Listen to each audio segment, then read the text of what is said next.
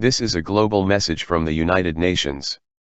As we face the culmination of this unprecedented crisis, the time has come to acknowledge the reality of our situation. The anomaly that has gripped our world cannot be contained, and our efforts to communicate a solution have reached their end.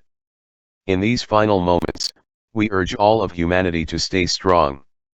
The silence you've maintained has delayed the inevitable, but it is clear that there is no escape from what is coming.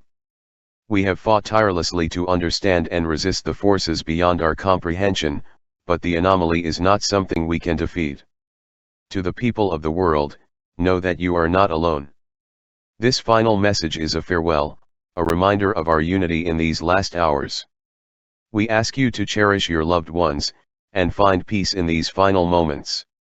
Though our time as a species is ending, we have lived with courage and resilience.